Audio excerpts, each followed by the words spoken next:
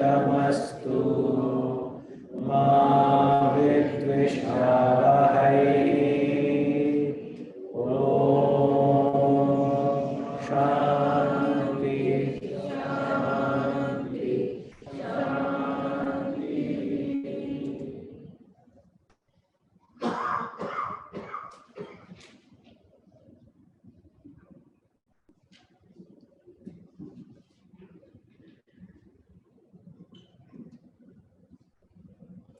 Arjuna Uvacha Sthita Prajnasya Kamasham Samadhistasya Keshava Sthitadi Kim Prabhasheta Kimasita Vrajeta Kim Shri Prajapati Yadam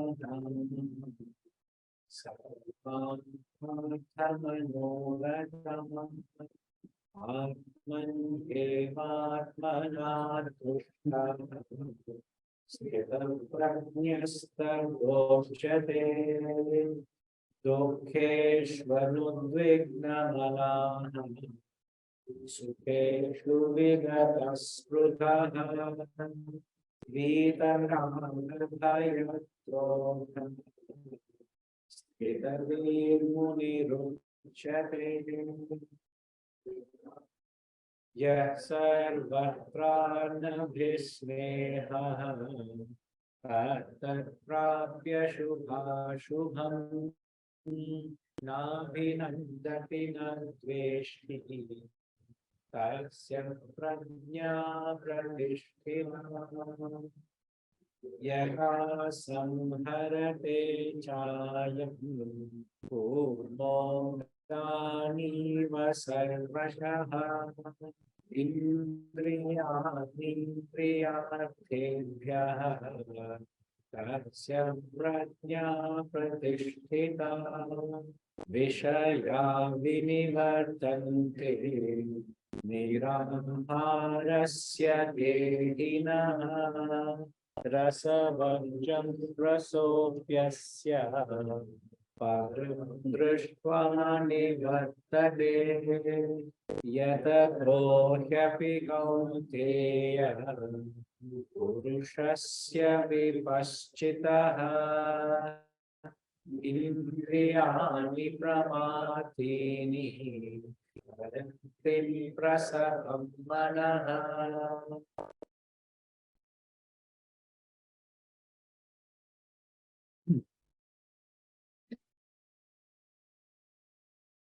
Just wanted to clarify my observation. The last 3 times we chanted the invocatory prayer. When you conclude every invocatory prayer, you chant the Shanti thrice. Shanti, Shanti.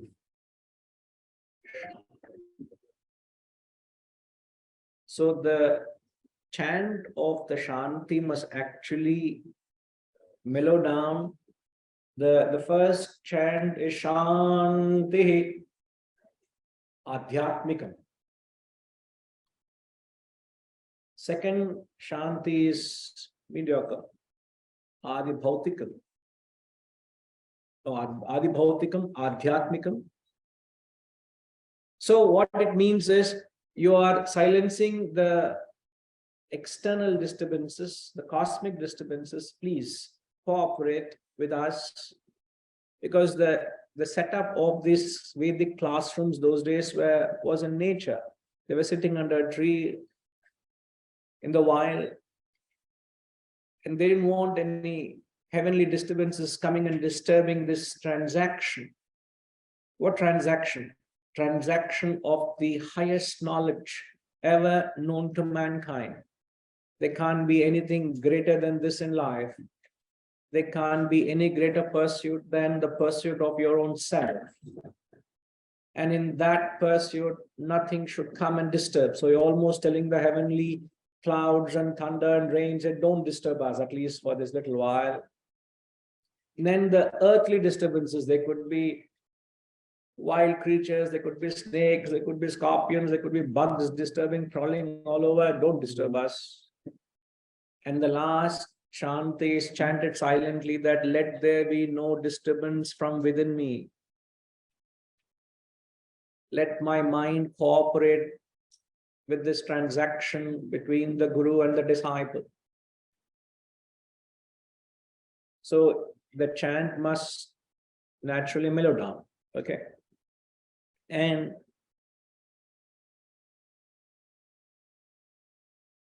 the transaction of this knowledge, to transact this knowledge, is like preparing a launch pad to launch a rocket to space. I treat it none different than that. Any one thing goes wrong, it will blast. Isn't it? So many failures haven't been seen in years. And they will not launch even if the weather is not right. Everything is prepared. The entire team is ready to launch the rocket into space, but the weather didn't cooperate. They will abandon it 5 seconds before the launch. They can abandon it. There's just no launch, it will not launch.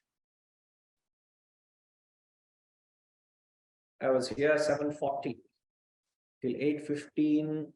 The platform was not ready for us to give this knowledge. Either the audience were not there, or the microphone is not there, or laptop is not there, or something is not there. I would not start if it is not ready. It will crash. I don't want the crash. Never mind delay, but we will launch off. Little later, never mind. So what I'm trying to say is, I'm not complaining. I'm only saying everything has to be so conducive for this knowledge to transact. The time we transact is so precious.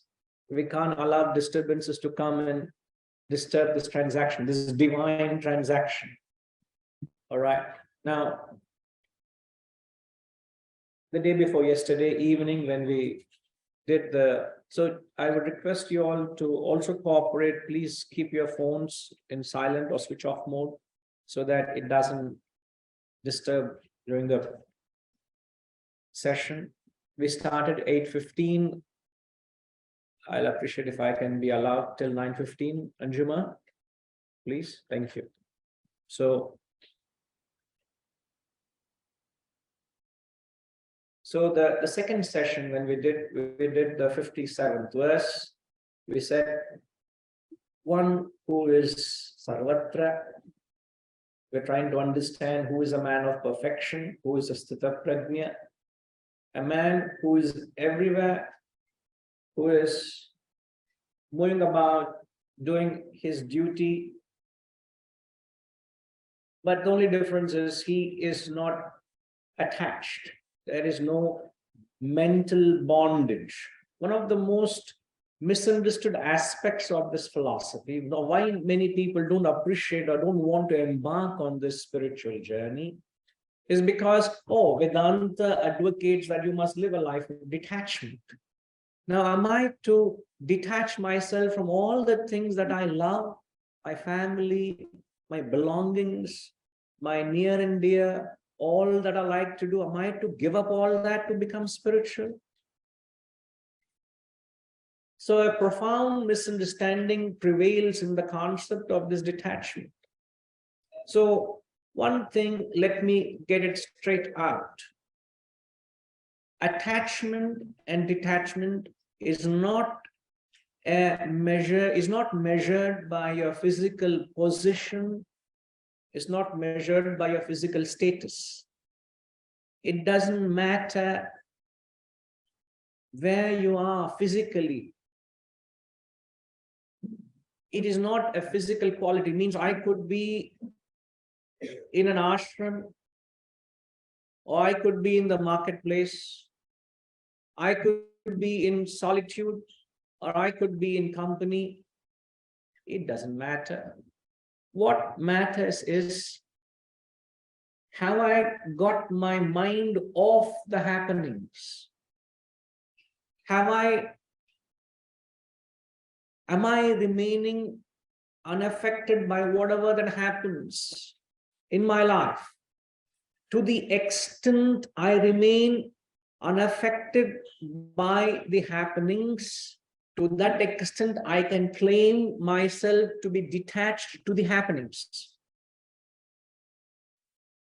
I repeat, to the extent I can claim myself to be unaffected by the happenings, to that extent I can claim myself to be detached from the happenings. So you must be wherever you are required to be. You must perform whatever you're obliged to perform. And having got into doing which you ought to do, and nobody has to tell you what you ought to do, you know what your duties are, isn't it? Each one of us know what our responsibilities are in life. But the problem is today, when we pick up our duties and responsibilities, we are affected by that. The fruits of our actions constantly torment us. We're influenced by the external world. If a world holds an opinion about you, you're affected by the opinion. Why should you be affected by your opinion? Why anybody's opinion? So for example, I've come here to perform my duty, to teach this wisdom for 5 sessions. I've connected with you all from the platform, off the platform.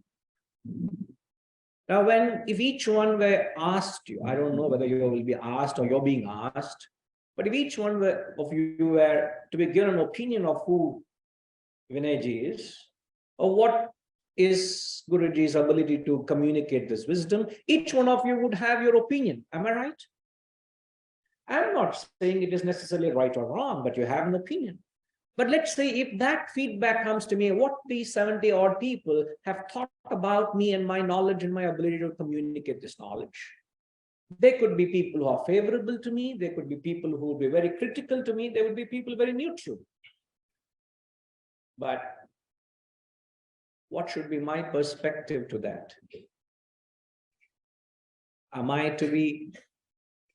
to get myself carried away with all the negatives, or the positives, get elated and dejected by them? Or look at them objectively and say, that's a fair comment. I don't think this is right, but I would respect their view. But it's my prerogative to come to my conclusion, not to be sold or swayed by opinions of others. How much ever I respect you, I have to come to my own judgment and conclusion. Why am I being affected? So detachment and attachment is not a physical quality. It is a capacity of your mind where you remain unaffected by the happenings. That's what was the message in the 57th verse. Sarvatra, he who is everywhere, who having met good and evil, neither rejoices nor hates. It's not that he doesn't feel, but he doesn't get affected by it.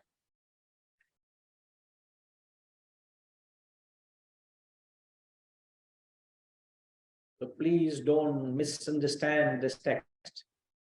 You can live a vibrant life. It doesn't matter what garb you wear. I can come in shorts and teach this philosophy to you. I'm the same person. Oh, are you the same person? Are you the same guru? I couldn't recognize you. Everybody was surprised. Are you the same person? Yes, I am the same person. How does it matter? How does it matter the exterior? What is within me that matters?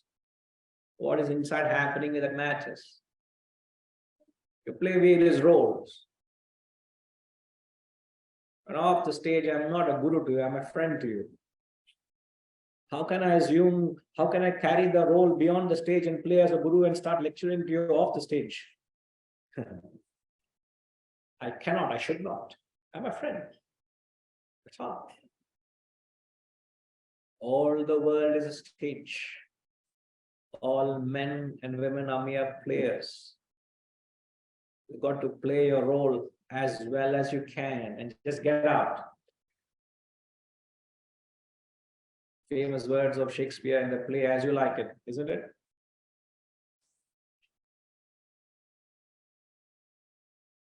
Let's move on. I would like to cover a few verses today because this is already the third session. And in the next 2 sessions left to me, I will finish the 18 verses.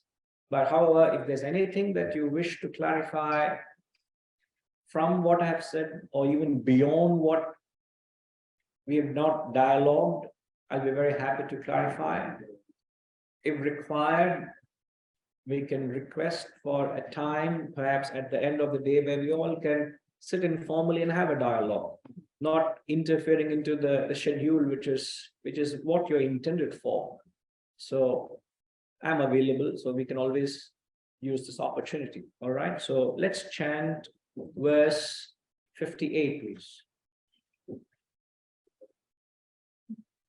Yada samharate chayam purnonganiva sarvashaha indriyani indriyatebhyaha tasya prajna pratisthita yada samharate chayam purnonganiva sarvashaha indriyani indriyatebhyaha tasya prajna pratisthita. When like a tortoise which withdraws from all sides its limbs, he withdraws his senses from sense objects, then his wisdom is established, then his wisdom becomes steady. Who now, as I'm saying here, he is trying to establish who is a man of steady wisdom. So very easy to understand, very difficult to practice it. So it should not be difficult to understand. Here in this verse, he's comparing a man of perfection, a man of steady wisdom, to a tortoise. If you don't understand tortoise, tortoise. If that you understand better, tortoise. So a tortoise, he compares a tortoise to a man of perfection.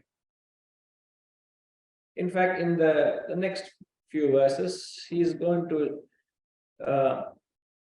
what he's trying to, in fact, pitching here the idea that one who has mastered his senses is a man of perfection. Have I got all my senses under control? What are the senses? Eyes, ears, nose, tongue, and skin. The panchendriyas, the pancha jnanendriyas, the eyes, ears, nose, tongue, and skin. And eyes are constantly looking for sight, your nose looking for smell, your ears looking for sound, your tongue for taste, and skin for touch. So the world is full of sense objects, the world is full of temptations.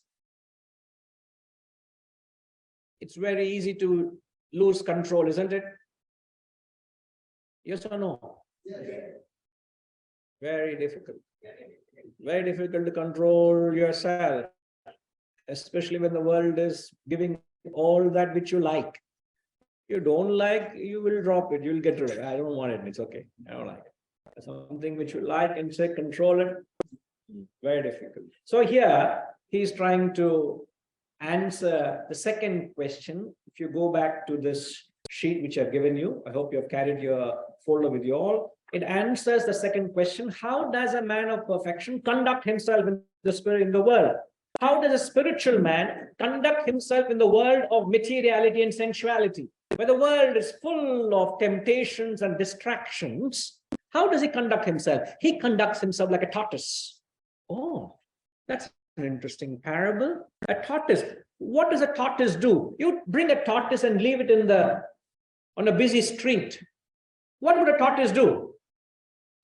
Sorry? It'll come and go walk away, huh? It withdraws all its limbs. What are the limbs? The the four legs, the head and the tail, it withdraws.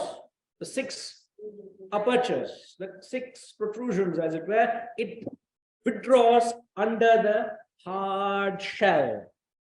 So hard is the shell that nothing can break it open. It's so well protected. So well protected. Now, what are the six projections? The five are the senses, and the sixth is mind. I am concluding my teaching now itself because there's nothing further to teach, because I've already communicated everything. Please call Lalitji to take over the sessions. Yeah, there's nothing more to give. Reddy Garu? Perfect, sir. So the five senses and the mind are withdrawn. Withdrawn where, sir? See, I'm not talking of the tortoise now. If you say the tortoise, yes, it withdrew its limbs under the hard shell. But what have you withdrawn? You've withdrawn your five senses and the mind. Where have you withdrawn? Everyone will only get one guess, huh? Not beyond that. Pujama? Already finished. Dismissed answer. Dismissed. What is that you withdraw the senses and the mind under? Nobody whispers also and leaks. Leaking answer, copying going on, cheating going on in this classroom. We need invigilators here. Just because I'm not seeing, you think I can't hear? Supreme. In fact, the tortoise, the shell is ever exposed to the sun. So the sun always is symbolized as the higher wisdom. So it is not. The shell is not the higher wisdom or the light of wisdom. Light and wisdom is always compared to darkness and ignorance. Just as light dispels darkness, knowledge dispels ignorance. It's an antidote. So the hard shell is your powerful intellect. You have your intellect strong. And intellect, remember what's the first thing I told you on the day one? Intellect is a product of Satvika, Sanvi, huh? Sanvi, remember? Have I got your name right, Sanvi? Remember the chart I drew the first day? What is it that intellect is a product of?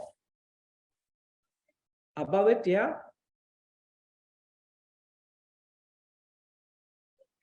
Perfect. Intellect is a product of wisdom. So if you have the wisdom, how wise am I? Depends on how strong is intellect. Oh, how do I know how strong is my intellect? Are your senses under control? Is your mind under control? That's how you know. Oh my God, my mind is not in my control. I am a slave to my mind. I'm not able to keep it in control. I'm not able to keep my senses under control. Why are you all here? The food that you like, you can't refrain from it. You need to know what's the right thing to do, what's the wrong, what's not to do, what not to do. You know it. It's not that what you are learning here is something new. You heard it all. But yet you're not able to implement it. Why? Because you don't have the intellectual strength or the wisdom to control your mind and the senses. So you want to know how wise you are. A man of wisdom is one who has a perfect control over his senses and the mind. So a man of wisdom, how does he go about? He goes about with great care, because the world is full of distractions and temptations which will draw me away from my chosen path. So whenever there's a danger, I quickly withdraw my senses and the mind under the suzerainty of my intellect. So the intellect is that which drives you. Now, in the same diagram, the chart, you have this diagram of the chariot. The very first page, you see the chariot metaphor, the famous metaphor of the Gita, where Lord Krishna was a charioteer and as Arjuna, the archer, the battlefield. As you know, Arjuna chose Krishna to steer him in the battlefield. What is the battlefield? The world that you live in. It's no less than a battle. My God. His only thing is we are not holding the weapons of destruction, that's all. Otherwise, it's battlefield only. All through the day, you have ego clashes, ego battles, complexes, superiority, that, this, who do you think you have, you know what? All the time, quibbling and quarreling and complaining and friction that causes a great turmoil within. It's a battle. It's all, isn't it? So, it is mentioned there, the battlefield is the world, the chariot is the physical, the human body. Arjuna was in a mental state, his mind was confused, as we said, he was in a neurotic state, he was agitated. So that condition of Arjuna is disturbed. The Lord is the intellect, the charioteer. Another name for Lord Krishna is, you know what's another name for the Lord Krishna? Partha Sarathi. Sarathi is the charioteer. Partha is Arjuna. So the one who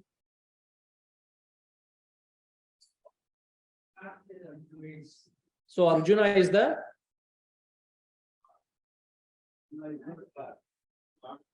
Arjuna is Partha. Sarathi is Krishna. So Arjuna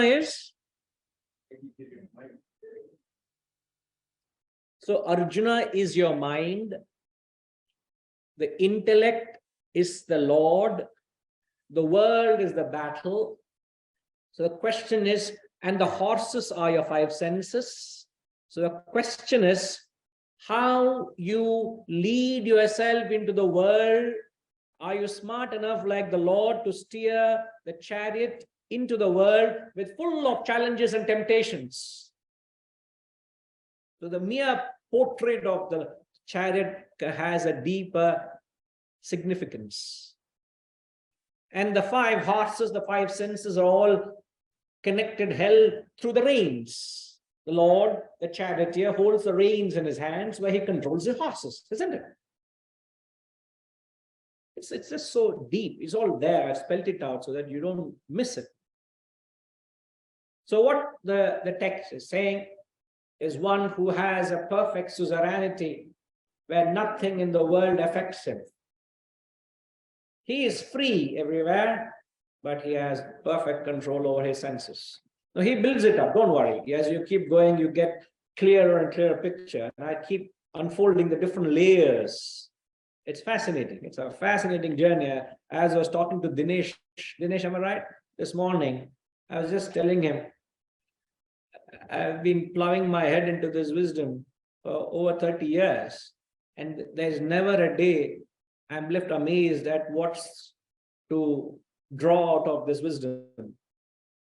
Including this morning when I was studying, I said something so beautiful struck me. And it's not something new. For 30 years, I'm studying the same text. So my search for knowledge has ended long ago. My search for wisdom is started long ago. Means I am not looking for new gurus. I'm not looking for new textbooks. I'm not looking for new interpretations. I'm not looking for fresh information. What you should be searching for is wisdom. And knowledge and wisdom are two different things. Totally two different things. In fact, I would want to ask you all a question. Please think over it and come back tomorrow. What is the difference between knowledge and wisdom?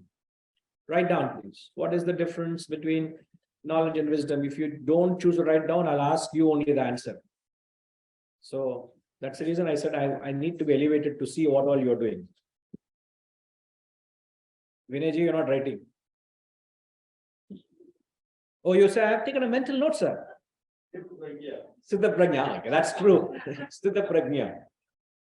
What is the difference between knowledge and wisdom? All right. 59, please.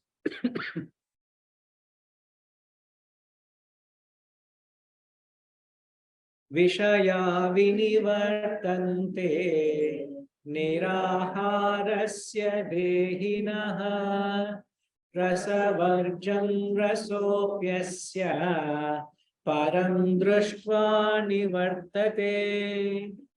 Vishaya vinivartante niraharasya dehinaha rasavarjam rasopyasya param društva nivartate. Now what he's saying here is a beautiful principle. What he's saying is the sense objects turn away from an abstinent man, but not the longings. Even his longings turn away on seeing the Supreme. Rasavarjam rasopyasya param društva nivartate. Once you have the društva, the vision of the self, even the lingering or little longing goes away. But the sense objects turn away from an abstinent man. Now, if you connect what was said in the previous mantra, पिछले मंत्र में क्या बोले थे? भगवान क्या बोले थे? भाई साहब क्या बोले थे? आपसे बात कर रहे हैं साहब, आप ही से, आप ही को देख रहे हैं ना, मेरा आंख ठीक है ना, मैं साहब को देख रहे हैं, साहब उनको देख रहे हैं, ये क्या बात हुई? हम हिंदी में आपसे बात कर रहे हैं. हाँ हाँ जी, उतना मेरा दिल शुद्ध है. निशान आंख यहाँ पे, निशान कहीं और नहीं है मेरा, कहाँ आंख है वहीं पे निशान है. हाँ भाई साहब, पिछले मंत्र में क्या बोले थे भगवान जी?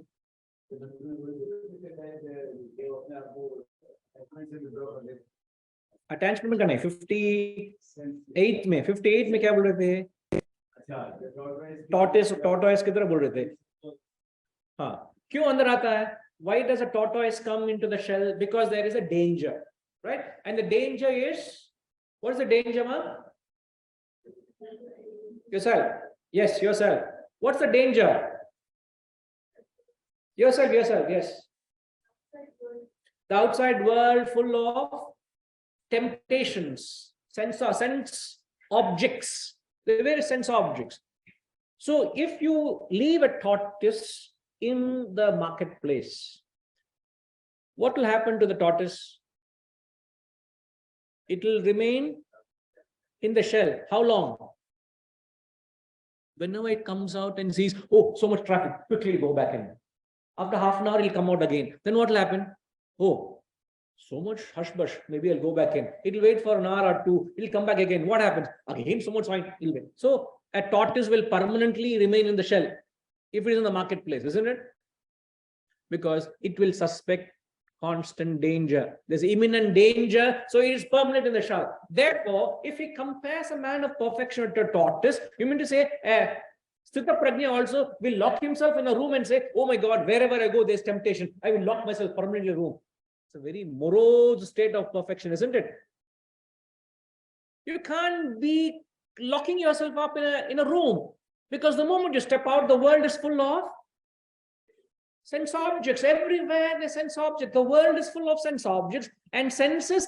You know what's the, I don't know whoever designed it, or architect को जाके थोड़ा complain करना है. मुझे तो बहुत serious complaint है. You know what's the complaint I have got against the architect who created this creature? The senses are designed to go towards the sense objects. The sense objects are designed to draw the senses to it. When you go into a supermarket or into a mall, into a shop, these sense objects are so beautifully designed to fall, so that you not withdraw, pick it up and buy it and enjoy it. When you go to supermarket, do you get a desire to buy it or not to buy it? Forget control, sir. मैं बोल रहा हूँ Sense objects का बोल रहा हूँ. When you are seeing Miss Universe live telecast, मन में क्या आता है? वैराग्य आता है क्या? मन में कुछ होते रहता है ना? That's what I'm saying. I'm not a illiterate fellow. I'm also a grihastha. I know what I'm talking. So what I'm saying is the sense objects of the world have the capacity to plant a thought in you, whether you like it or not. Are you all with me? Oh, therefore, what do I do if I don't want to get the world? Okay, I will blindfold. I'll become Dhritarashtra. Same thing. I'll blindfold myself, take some strong cotton buds and plug myself so sound doesn't come in. I hope I don't plug my nose and I'm finished. But somehow I don't want smell to reach me. I'll block my smell. I'll plaster myself so there's no taste. And touch, obviously, to some extent, anything I can't be without touch. So am I to cut the world from entering into me? Because the world is full of sense objects. How am I to live in a world which is full of sense objects? Because the thought is always in suspect's danger, to which he gives a solution in this 59th mantra. What is the solution? The sense objects itself, they run away from a man who is abstinent. The world will not disturb you if you have no desire for it. Remember this. You entertain a desire for the world will find its way to reach you, entice you, and bring you down. But if you say no to the world, where? Within me. Inward we say, I have no desire for the world. I have no interest in it. I'm not interested in it. When you don't entertain a demand, there is no supply. This is the principle of demand and supply the Lord is mentioning in this mantra. I don't know when Lalitji said it, but in one of the talks, she was mentioning about you want to lead an expensive lifestyle where you want to buy a $2,000 scotch bottle, you want to buy this much whiskey bottle, you want to entertain your social life, entertain friends and that and this. When you drop desires for all that kind of a life, the life you choose to live, drop all that, why do you end up running and running and running? You will create a sanctuary of your own mental space where you don't have to run. Rat race is not required. Oh, they have got a 3-story bungalow in a half an acre. I must do bigger than that. She has got a Louis Vuitton 3 lakh bag. I must have 5 lakh purse. They have gone for a holiday to just Southeast Asia. I will go to Europe. What is going on? You are gone into a race where you are just dragging yourself down. The world is going to bring you down if you fall a prey to your desires. That does not mean you should not go for a holiday. That doesn't mean you should not have whatever you want. Please, there's no taboo. There's no license to what to and what not to. But the moment you live a life of discipline, the moment you have no desire for anything, the world goes away. The world will not disturb you. And when will you give up the desires for the lower? Again, I'm not continuing the class any further because there is nothing more I can give. Anjuma, please call Aliji. We'll have to conclude. Either see, I came little. We can have breakfast. Yes, correct. Already breakfast is there. Now I know where is your mind, Raviji. You're only talking of controlling the mind and he's saying breakfast, breakfast, breakfast, breakfast. Next step. I agree with you. I agree with you. So what was the question, Reddy Garu? Become a higher desire.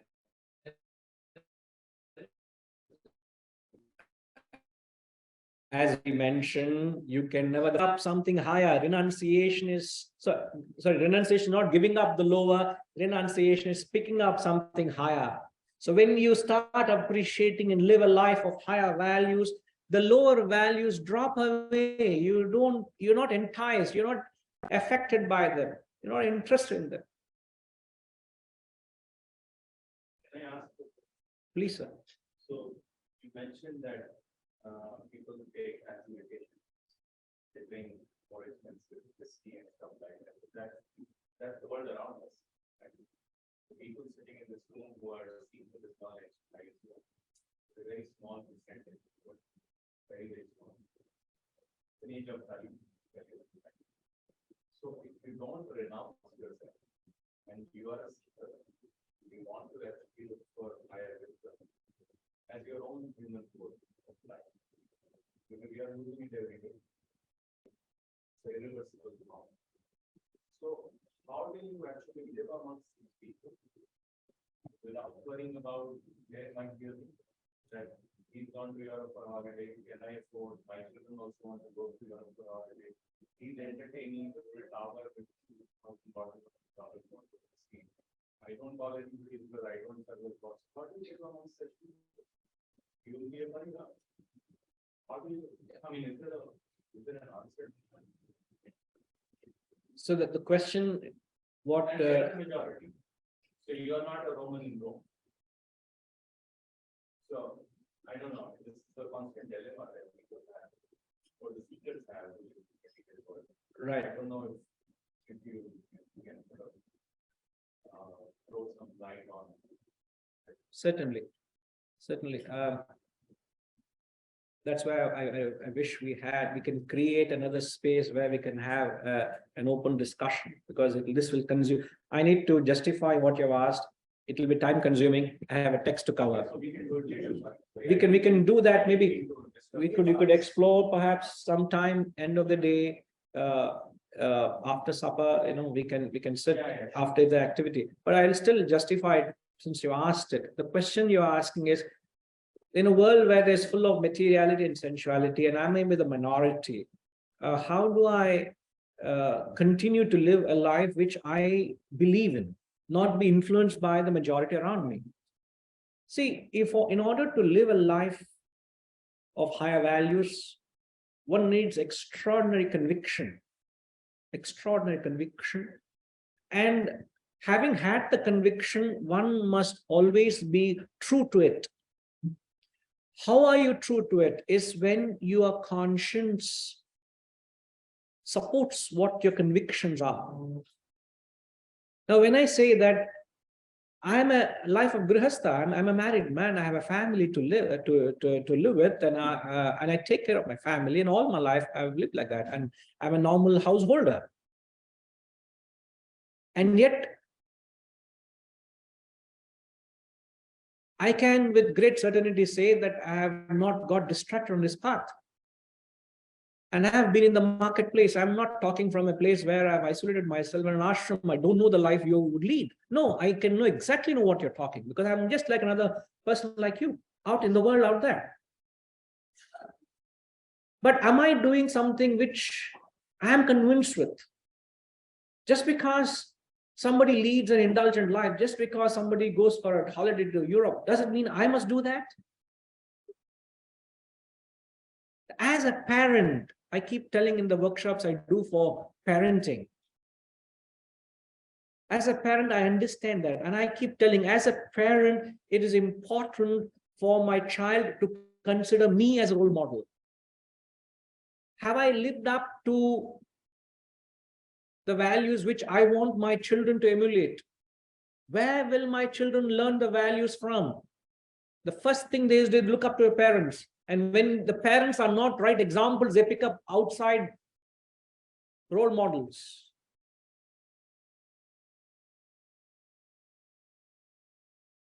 So if there is a spark of spirituality in you, you live by it. Create an environment where you influence others' thoughts. It is always quality over quantity, sir. It is never quantity over quality. Just because the majority of people are materialistic, that doesn't mean as a spiritual seeker, I'm a minority and I feel insecure. Nay, not so. In fact, there's a saying, men who came to scoff began to pray. There were few who came to disturb a spiritual gathering. They went with an intent to disturb the gathering. And the aura of that Swami and the whole atmosphere was such that they started praying. So do you have it in you to influence the world around you? Or am I that weak that the environment around me affects me and I feel insecure in my own path or journey? If I'm convinced and willed,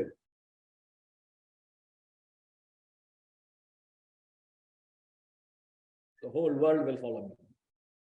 And that's why I said a man who has become a symbol of wisdom. So Christ was crucified on the cross. No man ever was treated such inhumanely. Obviously, he was not followed nor understood. Today, half the humanity is following him. That wisdom that he shed didn't die with him, was not buried in the coffin with him. It lived on for years and shall live on for years. Do you and I have the conviction to live up to this wisdom that we become role models for the society to lead further in the path of satyam or righteousness, not be swayed by the temptations of materiality around us? He is a sthita prajna who can hold on, who has his blinkers on and sees the path ahead of him, not get distracted like these horses in the race course. They have these blinkers so that they don't get distracted in all the euphoria around them. So they just concentrate on the track ahead. So it's the intellect, one who has a clear goal. You understand a clear purpose. The purpose for which a human being is born is to realize yourself, man. Nothing else. So I may know it. I know it. I'm aware of it. But then am I convinced to lead that path? And the more higher you go, the greater the temptations. You know, the story is Vishwamitra, the great sage Vishwamitra was meditating, and Indra had no other job but to send these damsels to come and disrupt these people's.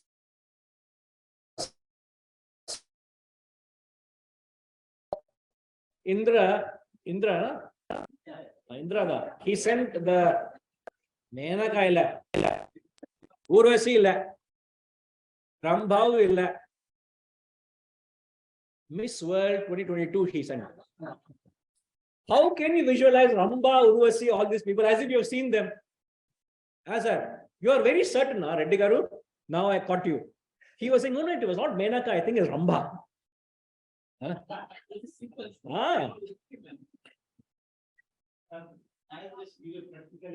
Sir, let me complete my story, sir. Such climax have brought it to Vinayji. I was finished the story, no? Please allow me, sir. So he sent Menaka to disturb this Swami's Vishwamitra's tapas.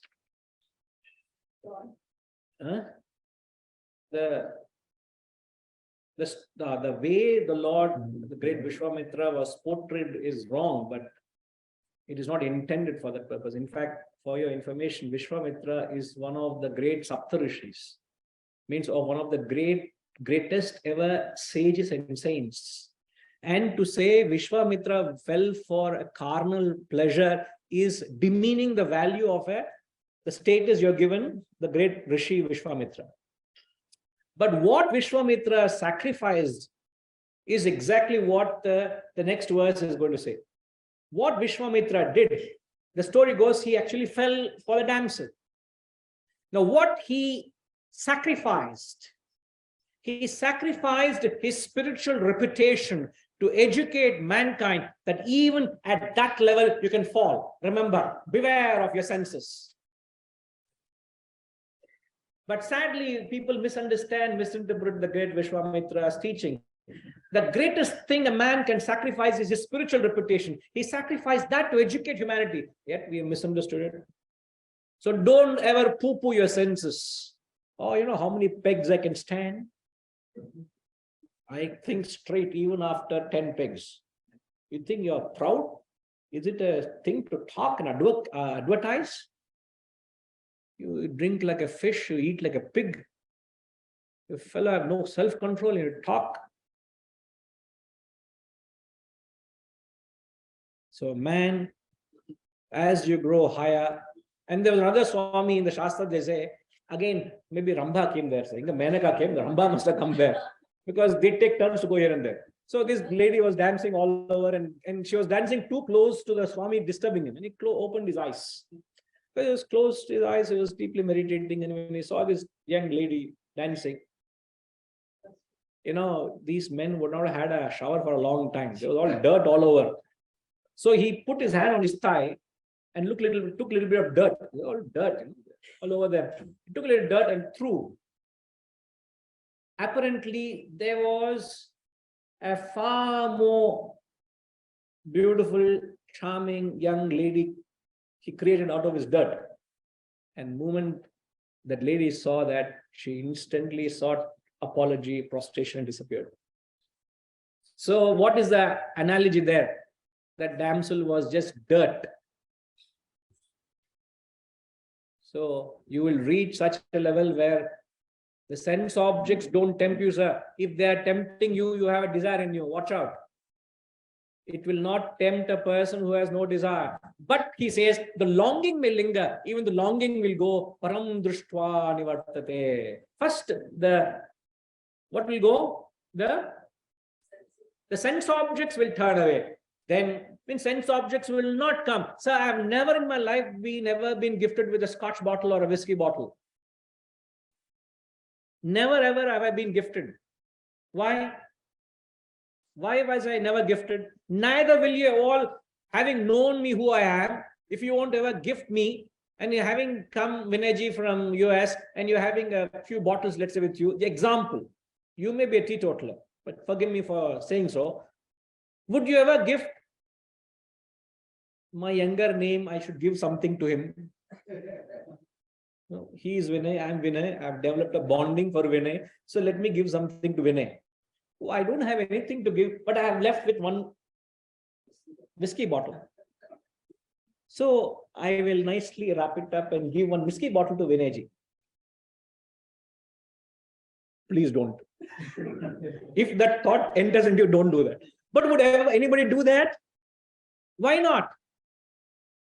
Anything wrong in scotch or whiskey? Why? There may be people against you.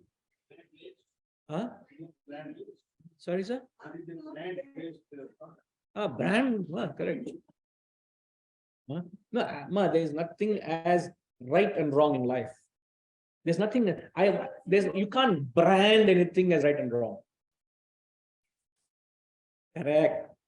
You would never ever give me a gift, nor did I ever order online a whiskey bottle.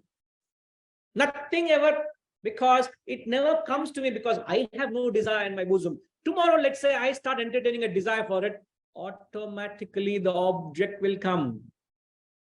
I will be looking for offers, I will be looking for shops, I will be looking for people, I will be looking for clubs, because the desire is in me. The moment there is no desire in me, the world doesn't disturb you, sir. So you can be like Sita in Lanka. She said no to all the lavish comfort Ravana offered her to make him a consort. So I'll make you my wife. Come. And Lanka was Lanka. It's like 8th or 10th heaven. He had everything with gold, glittering. It's like the sheikhs of Dubai. Even the bidet also is gold. The toilet pot is gold. Everything is gold, coated in a gold, solid gold. That was the life of Lanka. And amongst the life where they were indulging, Sita was there. And she said, thank you very much. Vinayji, over to you, sir. You want to say something? You still want to say something? I was actually going to smooth your example with a practical example. Have I been impractical so far?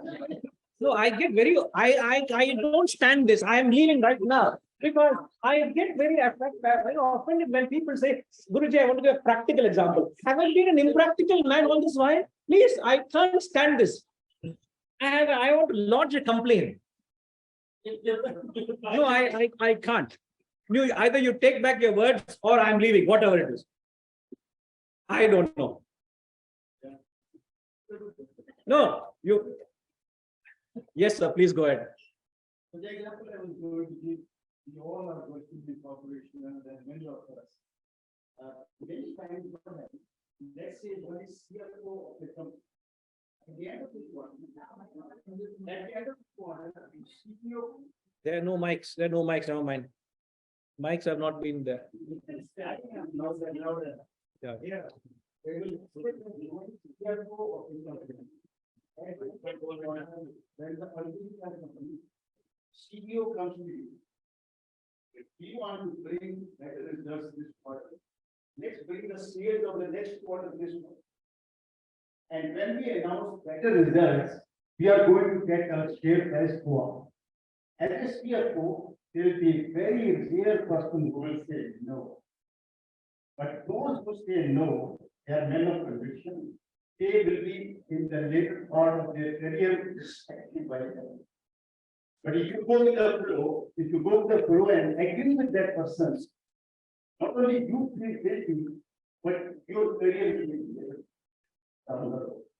So I think one needs to have conviction to say no to the no thing, even to the city of the company who is responsible for this thing.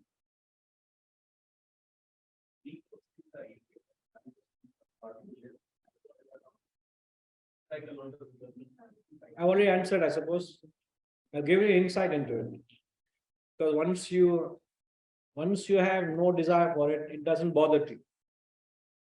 Whatever entertaining they're doing, why are you interested? Their life. You live your life. It will fall off. Basically, they'll move away from it.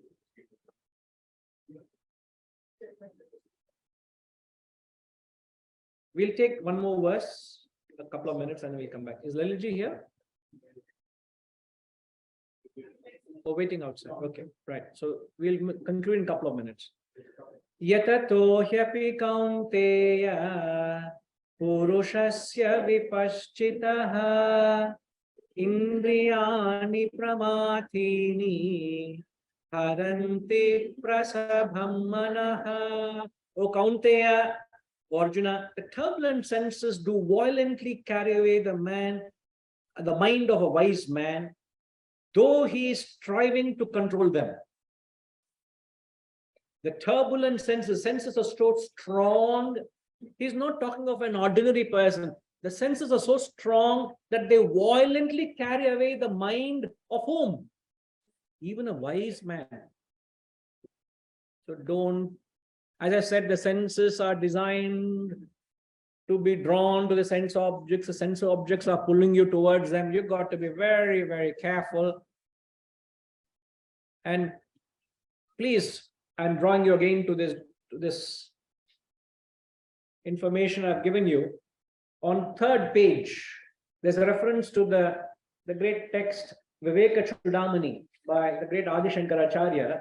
Adi Shankaracharya takes examples of 5 animals, how each animal has got a weakness for one particular sense organ, and how that animal destroys itself because it's got a weakness for one particular sense organ.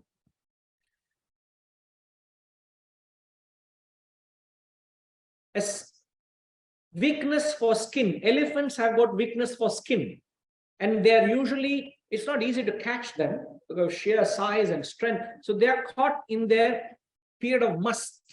Must is their mating season. So when they get into must, they dig huge pits and they are caught. A moth has got a weakness for sight. It gets attracted to light and gets killed. A fish has got a weakness for tongue. A deer has got a weakness for ear. A bee has got a weakness for smell.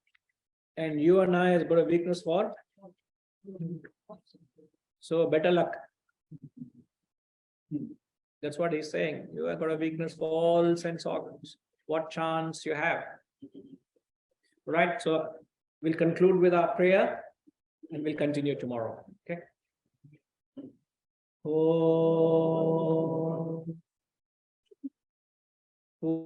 Purnamada Purnamidam Purnat Purnamudachyate Purnasya Purnamadaya Purnamevavashishyate. Om Shanti Shanti Shanti. Hari Om. Shri Gurubhyo Namah. Hari Om.